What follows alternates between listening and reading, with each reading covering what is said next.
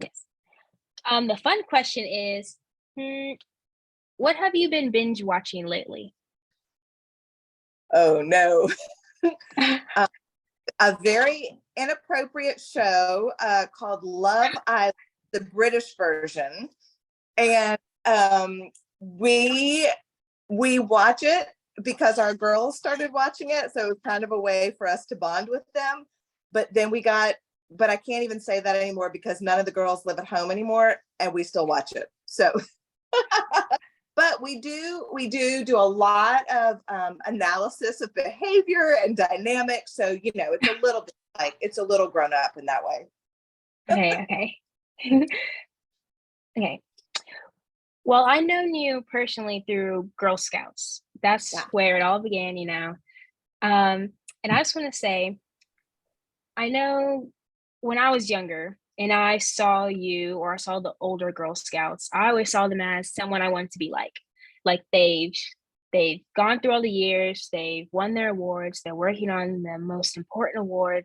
Like I wanted to be like them. Did you ever see yourself as as a mentor role to these girls at all?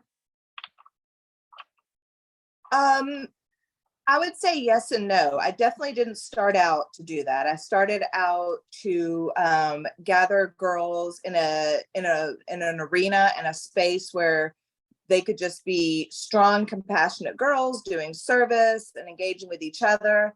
And probably it wasn't maybe until their high school years that I suddenly was like, oh, well, their high school years, and also, to be honest, seeing my daughters as teenagers have some adults in their lives that I don't think took the responsibility of like being a mentor or being a really positive influence.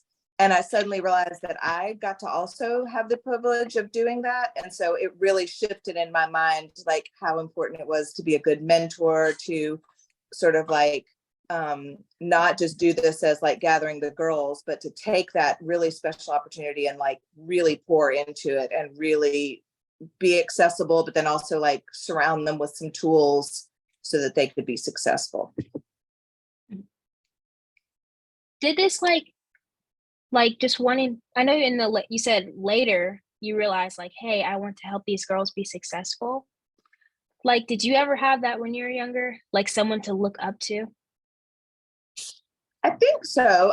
When I was growing up in my church, we the as a young adult in my church, a teenager and then young adult, I had relationships, friendships with some adults that were not connected to my parents. Like I wasn't known as John's daughter or Jinx's daughter, which was awesome. But like some people knew me as Rachel, and that I was interested in deaf studies and sign language, and that I was interested in nonprofit work and also in activism.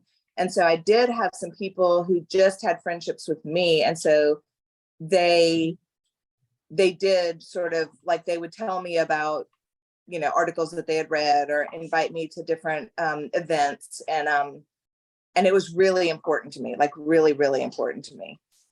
So I guess I did have that, and so that is part of me thinking about like really wanting to be present and available for especially young women. I mean, I have a lot of good young men that I feel connected to and feel like I've helped get some jobs and things, but I'm particularly interested in mentoring young women.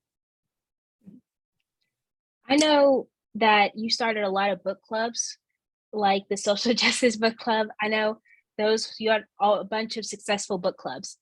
Yeah. And these girls really you started just sending out a lot of things that I knew a lot of the girls that I was doing these book clubs with didn't really know about these issues before we read the book.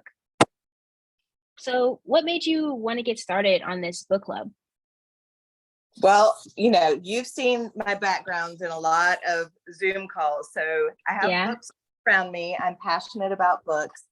And I feel like there are so many things that people can learn through reading a novel. So those of us that just love to read, like we can combine the just love of reading with reading about maybe like another culture. And then suddenly we read about another culture where girls don't have access to education or where they're not allowed to play sports.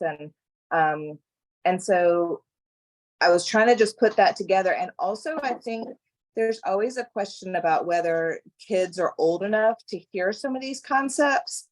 And it's kids are not stupid. Kids are hearing about these. They're observing differences in classrooms. They're observing differences in society. So in my mind, it's better to talk about it and work on it out loud together, using a novel as the basis of it. So maybe rather than like either it turning into gossip or turning into mean things, we can use the novel as a way to talk about some contemporary issues. And so that's why I would say, and then I think also what you're talking about is like, then I would share if I saw an article in the New York Times about women soccer players in Pakistan not being able to play or something like that. It just seemed like a good opportunity to share with the girls that were already kind of thinking about these things. And in my mind, it was like, well, I'm going to send this information out and somebody might look at it and somebody might not look at it. And we don't, that's just up to them. But just knowing people were already curious about it, it was an opportunity or an avenue for me to send it out. Yeah. When you showed me your background of the library, I was like, oh yeah, Lucy, I got to see her and the other day and she was like, yeah, I'm gonna have to organize. She lets me organize her library from time to time. And I was just thinking, I was like, oh, that's a lot of books actually. Yeah. She's not kidding. That's right. That's funny. But I know for these a lot of these organizations that you helped create or even these book clubs, how you just started them up. What's like the hardest part to get this going? I know it might be getting out information or getting the supplies, but you just were a main point in a lot of organizations that just helped a lot of people. And I just want to know, what's the hardest part, would you say? I think maybe the hardest part is getting people to commit. I think once people commit, they're all in.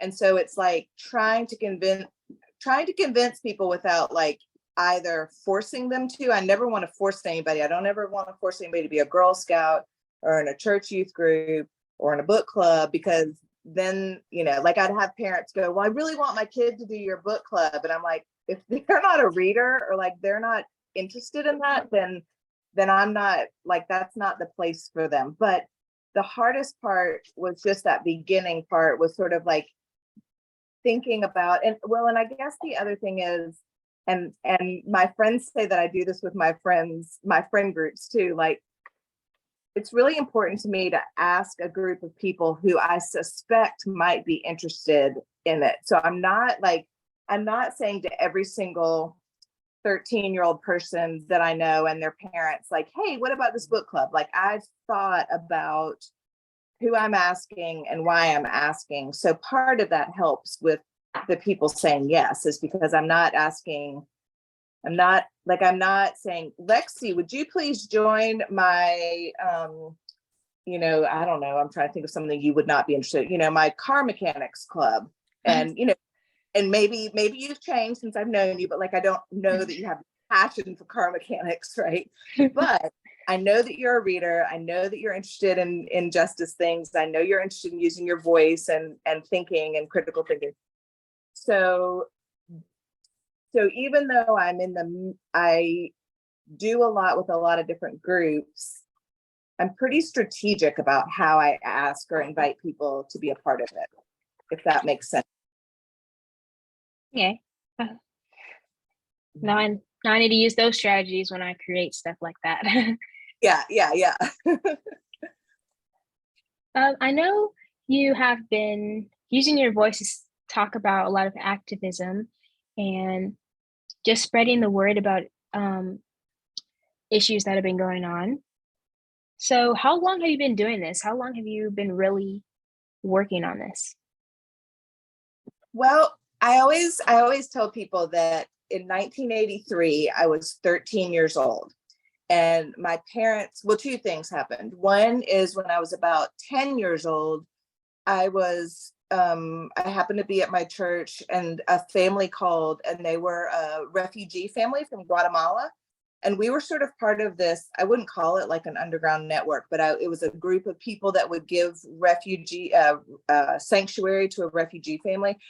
And I remember the church was in service and I happened to be there in the office. Like, so I answered the phone. And so it was my first kind of awareness. I mean, why, you can definitely tell it was the 80s, right? Like, why did they have a kid answering the phone? I don't know, but I was answering the phone. So like, and then in 1983, my parents took us on a bus trip up to Washington, D.C. We were living in Knoxville at the time, to march for jobs, peace, and freedom, and to make Martin Luther King Jr.'s birthday a national holiday, because it wasn't before then.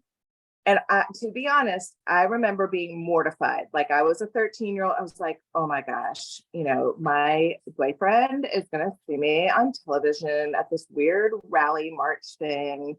And I'm going to be so embarrassed. And then I got up there and there was all this energy and all these people. And like, I began to really put together what was happening. And so then I have to say, I think having that experience where my parents were always talking to me about issues going on, thinking about things, that I always felt like my voice could be heard. I don't know. I mean, my parents took me as a 13-year-old and told me my voice was important. So I think when you have adults telling you your voice is important at any age, so I think part of that is like why I tell people at, you know, in 4th and 5th grade, like, your voice matters, write a letter, or tell somebody something. So the last thing I'd say is that every once in a while, like I mentioned, all the things going on between, you know, gun safety and human rights and Black Lives Matter and reproductive rights and all these things for a little while this summer, I was like, I don't want to spend I'm just being honest. It's like, I don't want to spend another weekend in a march in Lynn Park, you know, with the poster. And then I was like, I don't know. Like, I don't think that I can, I don't think we can take a break. We can take a break to take some care of ourselves. But I think that what I don't want to have happen is in 10 years, wish that I had done more or been more present doing something about an issue. I want to be able to look back and go, well, I left it all on the table. I tried everything I could to, you know, to fight this cause. So Yeah, I totally agree. Like, you don't want to just leave anything. You want to, well, at least try your hardest in something. yeah. And I know when you decided on what you wanted My your husband, career to be. my husband is reminding me that I do ask myself every single day, if something happened to me today, like if I, you know, if a python bit me in the middle of my yard, and today was my last day, like, have I done everything I could to leave this world a better place? Like, have I, even today, and then also in my life? And so every day I try to ask myself that, just so that I feel like I've been accountable to myself. So Yeah, totally. I totally agree. yeah.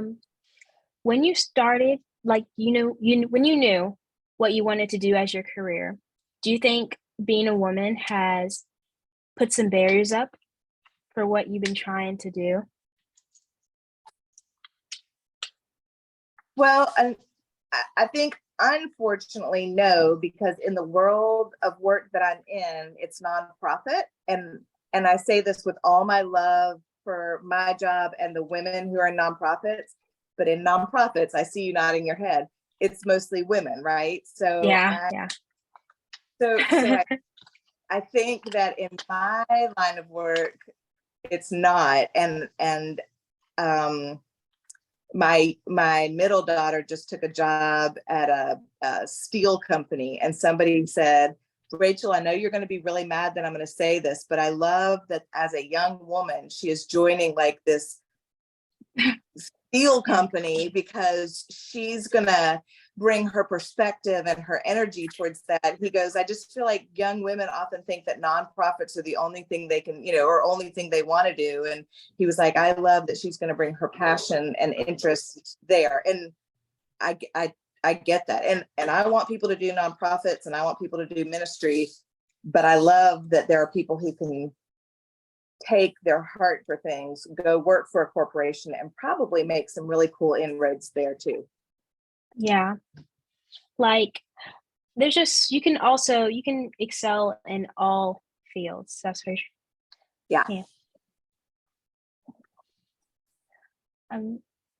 Yeah. Wow. Oh, sorry. I'll just have to take some notes real quick. Go for it.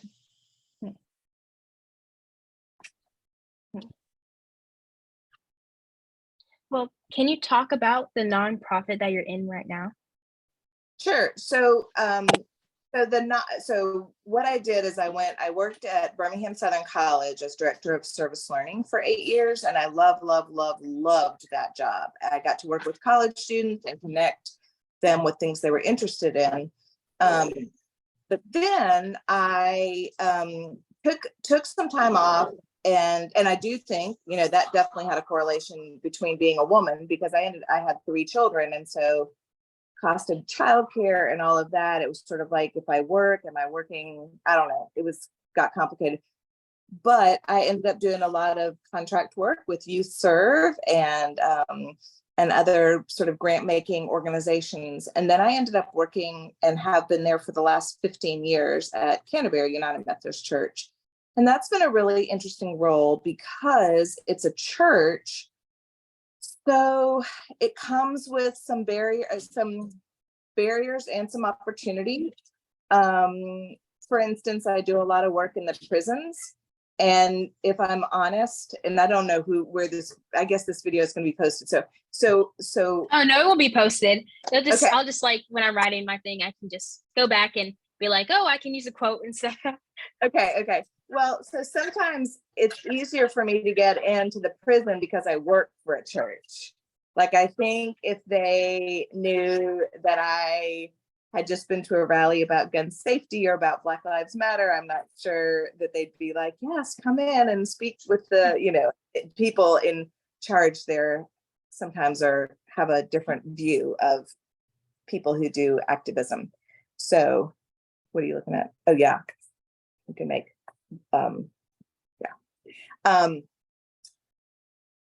let's see. So for 15 years, I've been working, and I work at a church that is very full of resources and full of people who are willing. Like, if I can put something in front of them, they are curious and willing for me to tell them more and to learn more. And that has been amazing. So between trips to, they're called mission trips, but I'm really also like even trying to change the language there of just like, service learning trips. Like, we're there to work alongside of people. We're definitely never, whether local or internationally, we're never taking something to that place that they didn't have before. Like, we are there to learn as much from them as they are from us. And that's really important. People are like, oh, I want to take God into the prisons. Well, if you don't think God is in the prison, like, people are talking to God on a minute by minute basis in prison, and the same with Panama. So that's how I got involved. I think this, I went to school to become a librarian. And so I got my master's in library information science, and I was planning to be a librarian.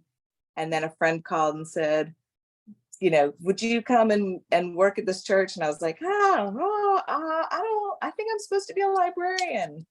And then 15 years later, I've been at the church. So. Yeah, that's good. Everyone has like ups and downs in their story, but everyone finds their way. And I agree with that. I mean, when I first moved to Birmingham, I had this degree and I had this thought that I was going to like definitely know what I was doing. And I ended up working in the mornings at Red Mountain Museum, which is now Discovery 2000. Is that what it's called? What's it called? McWane Science Center. Oh, I love McWane Science Center. I've volunteered there. That's what I think I wrote your letter of rec for that. Oh yeah, you did. Did you go when you were little to Just My Size? Do you remember that area? It was for the kids 5 and under. Had a giant roll of toilet paper on the wall. Anyway, when I first moved to Birmingham, I worked at Red Mountain Museum, which turned into McWane Science Center. And I helped create that area, the Just My Size area. And I worked at a Birmingham City school. And so those weren't, I mean, I was doing programs in schools, holding a snake and the tarantula. And my mom's like, what happened to sign language? That was your major. And I was like, yeah, I don't know. This is so I think one of the things I'm always telling people is like, major in something you're passionate about and love, because it may not be what you end up doing, and you're going to find your way. Like whether you're doing a job that you don't necessarily love, but you might be gives you the time to volunteer with something you really love, or, I don't know. Yeah, I get it. I get it. When you said McWayne, I was like, oh yeah, I love that place. I love helping. Yeah. Yeah. It's pretty fantastic. Mm-hmm. Okay. I know that you've been working with this organization for a really long time. And what's your favorite part of it? What's your favorite part of the job? What's your favorite part helping out? Like, what do you look forward to every day? What I look forward to every day is that I have no idea what that day is going to look like. And so I know and I love that there are some people who really love to know what their day is going to look like. And there's no surprises, and they get to do what this is. My day is I go in and I may get a call from, a refugee family, and they need car seat because they just had a baby and they don't have a language. And so their ministry is calling me. Or last week we had a call from Children's Hospital, and there was a 7-year-old girl, and she had just come up from Mexico, and she's on oxygen. So first of all, I'm imagining like walking for 5 months, dragging your oxygen machine behind you with your 1-year-old, anyway, sister and your, but Children's Hospital called because children who are undocumented don't have insurance. So they called to see if we could help pay for their medication. And so that was a call that, while I didn't love doing it, I'm really grateful to be an organization that people would call when they are in need. I also love that we got to send 1,600 Valentines to Donaldson Prison, right? I mean, just kind of a funny, like, well, do guys who are incarcerated really need Valentines? Well, no, they don't need Valentines, but did they get a Valentine and realize that somebody was thinking about them and, like sending them, some love and some energy? Yeah, they did. And so that's the kind of thing, I don't know, my job allows me for a lot of autonomy, which I found is really important to me. Autonomy meaning like, I can kind of, if I hear of a need or I hear of an area that could use some help, I get to just do that. And I don't necessarily, it's not like I can function completely on my own, but I don't have to, if I have an idea or something, I don't have to really check it with anybody else, as long as it's helping with someone and it's going to help involve other people. I'm not just doing it by myself. Yeah, that's good. I like it. Yeah. But I know you were talking about sign language. I remember one time when I was at your book club, I think you were just talking about how sign language and how you're trying to get other people to learn it. Have you ever had a situation where you had to use sign language to someone? Yes. So when I lived in Boston for a little bit after high school, and I worked in a bookstore, and there was a deaf couple, and they were looking for, a couple of people who were deaf, and I'm trying to use people first language. And they were trying to find a book, and they couldn't find the book that they wanted, or they couldn't get the word across, and nobody had gotten them a piece of paper or anything like that. And I got to go over there and use that language. And I learned a really good lesson at that point. And that lesson was, we all take I guess most of us have to take a language still in high school. And then like a lot of people take Spanish. And when I take people, say, to Panama, or if people go work for HICA or do something, people are like, oh, my Spanish isn't that good. I don't want to use it. I don't want to embarrass myself.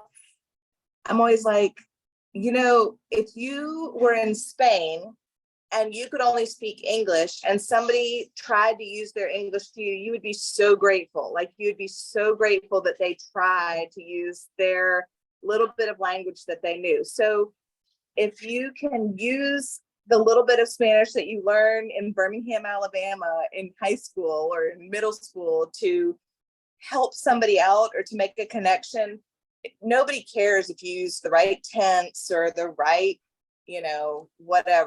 whatever. So that's something I remember in the sign language. When I was helping that couple, I was kept apologizing for my sign language, and they were like, we never go anywhere where anybody speaks, where anybody signs. So like, this is amazing that you're just willing to help us out. And I was like, okay, I've got to remember that for when people are like, oh, my Spanish is really bad, I don't want to try it. I'm like, if you don't know, if somebody's here and they don't know English, this is a gift to them to use, the little bit that you know. When you started talking about how like you should just use a little bit that it made me remember like all the times when I've been volunteering at McWayne and I had families that only speak Spanish come up to like my booth and try to like do the experiment. It's hard to explain the science to them because they can't understand it. But I made me think of all the times that they had to walk away or be like, oh, my kid's not interested. And I had to think, oh, I wish I just at least tried a little bit of my Spanish. But like I'm Yeah. working on right now for Well, Spanish stamp. yeah, but guess what that means to me? That sounds like a fabulous gold award project, like to take 4 experiments or booths at McWayne and get them to be printed out in Spanish. I mean, Mhm. Lexie changed a family's experience at McWayne by combining those 2 things you just thought of. Yeah. It's I casual, always saw no big deal.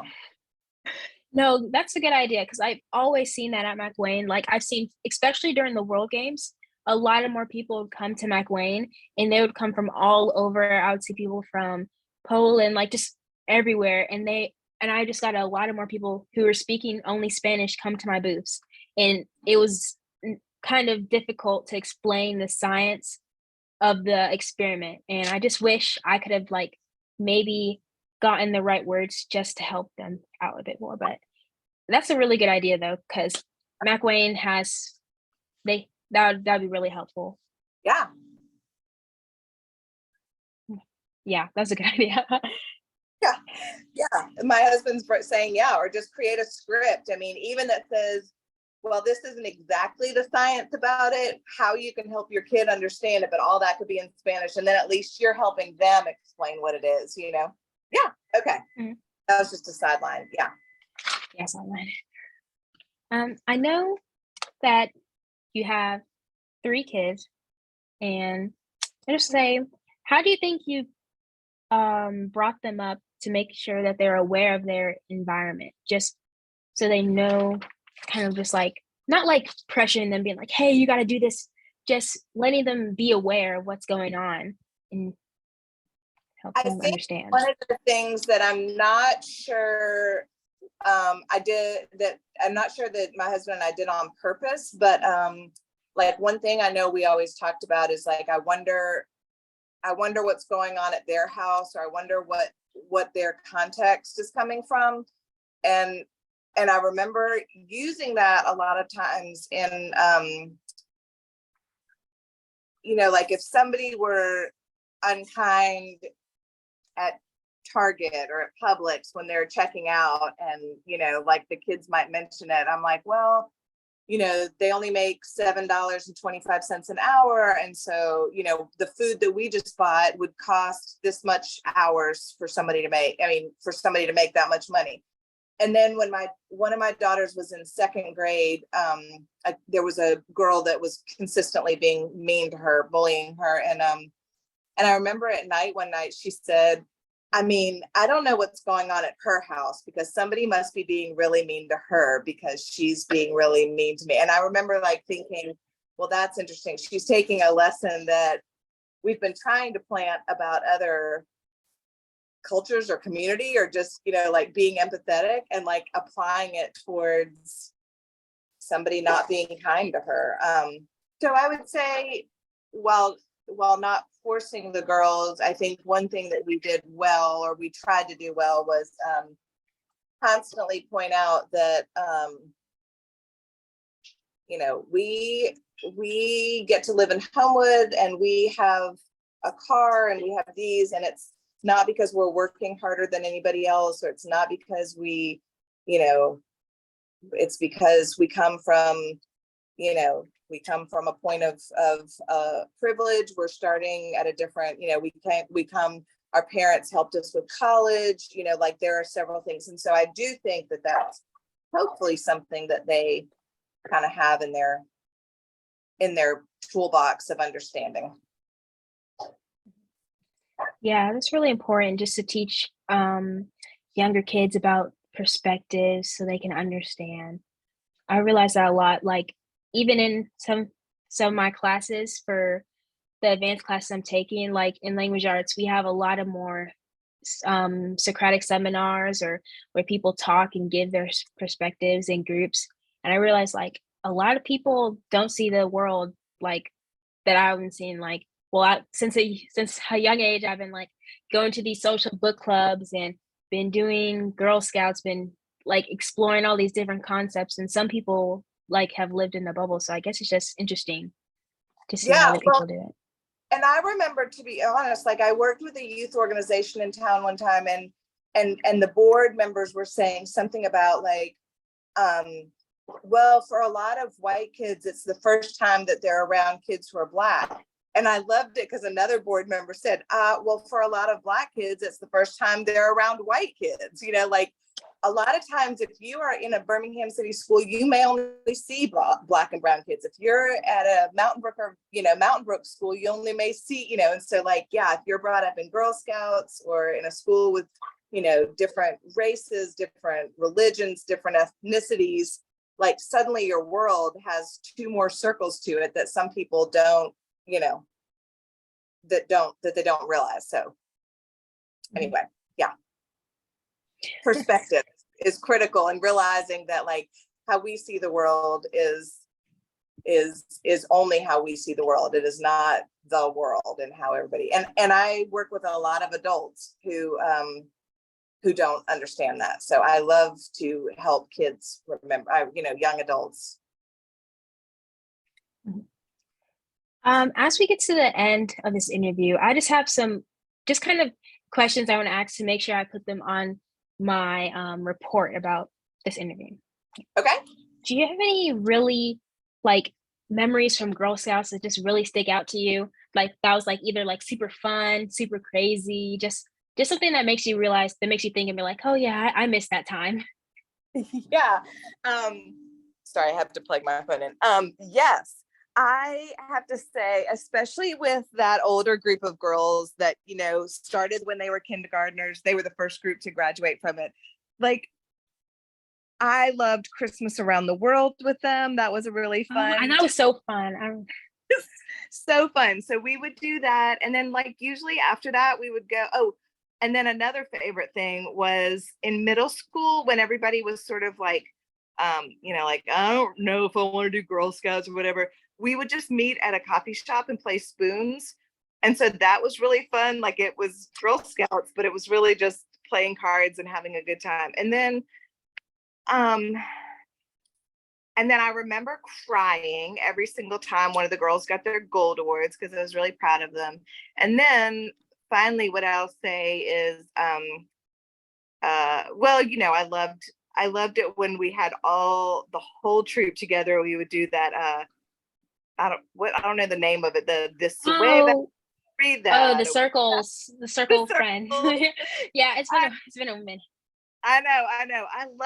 I loved that just because I loved seeing the little bitties, and I loved seeing, you know, the older girls kind of help out with that. So that was always I did love that. But one thing, and I don't know if your mom told you, I put it in the something that I don't know if it's Facebook or whatever, but that you remember Madison McCaskey, who was the same age as my Virginia. She was one of those older girls. Anyway, she is working on a master's degree up in New York City right now, and just got a job as the director of older Girl Scouts for the city of New York City Really? because Ooh. she was in troop.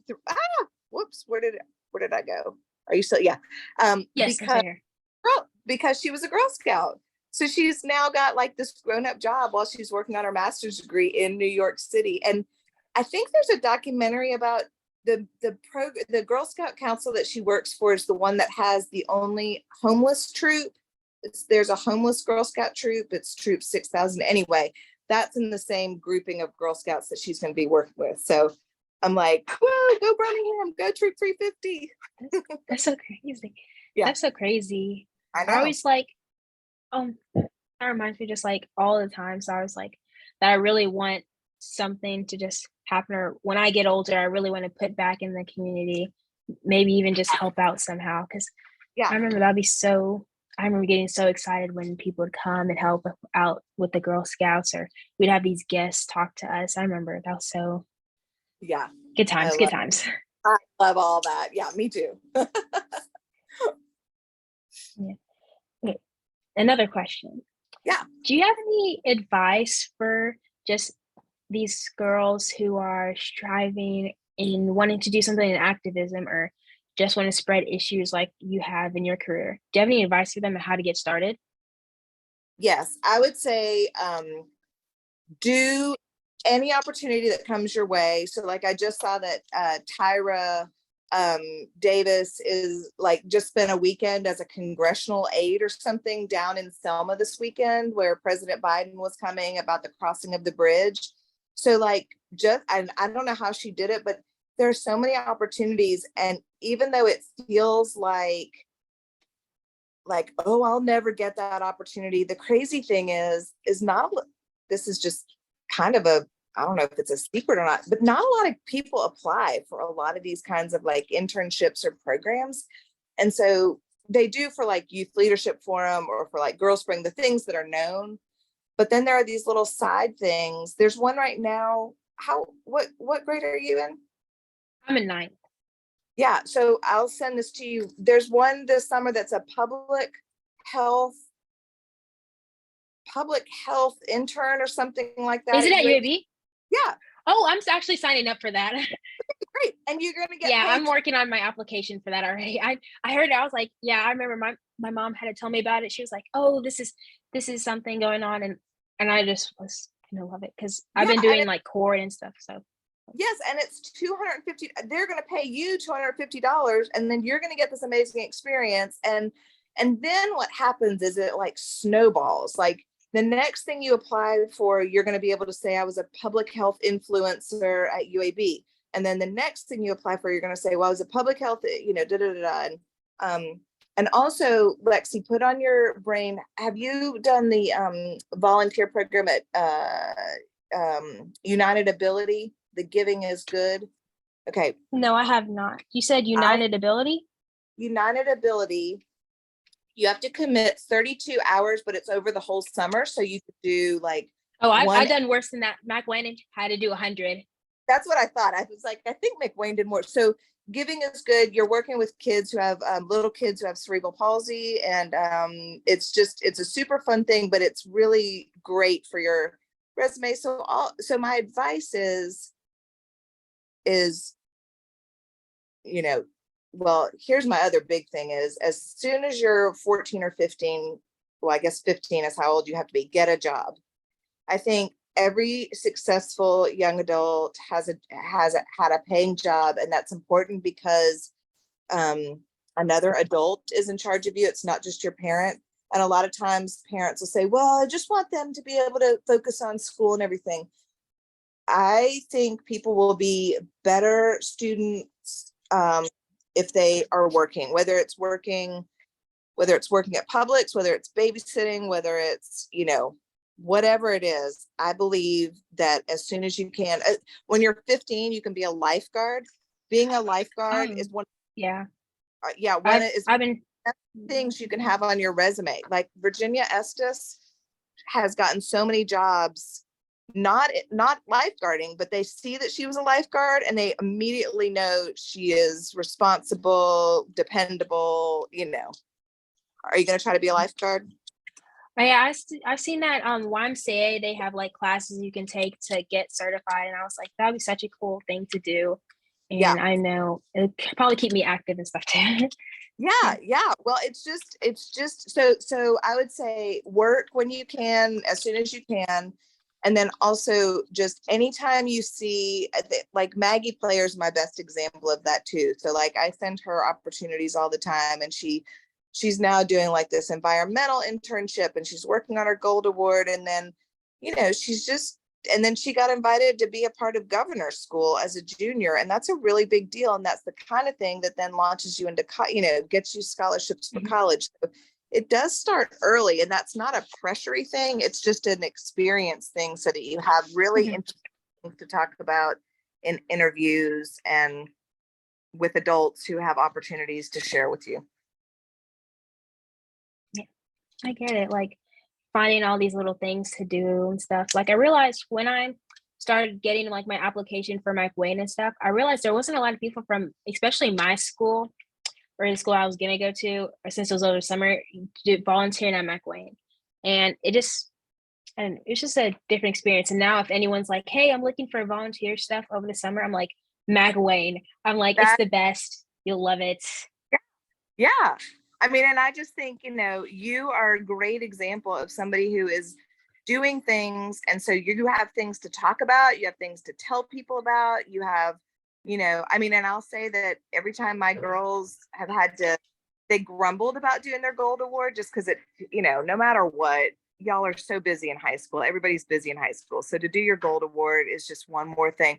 They all three will tell you that when they have interviewed for jobs, when they interviewed for scholarships, what did they talk about? Their gold award. And so you might be talking about, girls at the center, you might be talking about McWayne, you might be talking about Girl Scouts, you might talk about social justice book club, but you've done a great job of like expanding your own horizon so that you have stuff to talk about. Yeah. Yeah, I guess getting experience is just amazing, like, especially doing Girl Scouts, and I love it so much, but especially when I'm interviewing for something, people always ask me if I do Girl Scouts Yeah, or I know. how like, what's it like? Yeah, it's a really credible, like, like even though we do sign language and play goofy games, like people think of Girl Scouts as this like really serious things. They automatically like give you this credibility. Yeah, they're always like that. They're always like, Yeah. "Oh my gosh, you do Girl Scouts? It's so cool." They say something about cookies, right? Yeah, they always say something about cookies, like, "No, it's not just all about cookies." Not just about cookies. Right. Right. Mhm. And just a couple more questions, which is Yeah. fine. Do you have any plans of what you're gonna do next?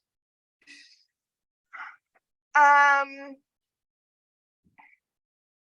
Or are you just gonna keep on just going with the flow, just seeing how things play out? yeah, I mean, I kind of do what I advise people to do. I try to take a lot of opportunities. I did a great program 2 years ago called Women's Policy Institute. And I felt like I was really good at like being passionate about issues, but I didn't really understand the policy part of it. Like I really didn't understand how government impacts social issues. So I did that sort of internship thing, even as a 52-year-old. So that was really cool. Um, I started a program for a PhD in diversity studies, and I loved it. But then my husband helped remind me that we're paying for 3 kids in college, and so it wasn't like we weren't sure that the money in the backyard was really going to grow enough dollar bills for me to finish that. So, Yeah. um, but like the thing about my job is that because it is different every day, like I'm still intrigued by it. I still really like what I'm doing. So Yeah. fun I doing what always I'm like. heard people Yeah, I always heard people say, like, you gotta learn something new every day, or you learn Yeah. something new every day. So, I Yeah. feel like you get that a lot with your job. Yes. Always. Yes. Yeah. This one's gonna be a little bit more deeper question, but Okay. I think you can handle it. If you could describe your journey in one word, what would you say? What would it be?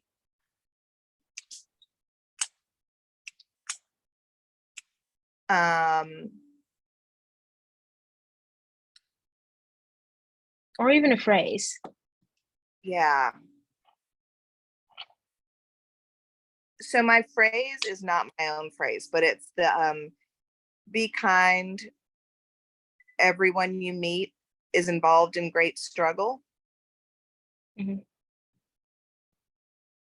And so why I like that phrase, or why it resonates with me and kind of what I do, is just that both my job and the work that I feel like I do in the community, I have to realize that both the people who seem to have it all together also have struggles that they're dealing with, and the people who definitely feel like they're fragile, or feel, anytime I'm like, oh, a refugee family, they must be, I'm like, oh my gosh, they just walked 5 months, and they're here, like they have more commitment to bettering their lives than I do, so everybody has a struggle and everybody has a success story. And so be kind, everyone you meet is involved in great struggle is a good phrase for what I feel like sums up my work, my work and my community. Yeah, I totally agree. Like, when I guess we were talking about earlier, like with perspectives and how everyone's just a bit different. You really don't know until you walk in their shoes. Like, you really don't know what's going on in people's lives Yeah, just on the outside.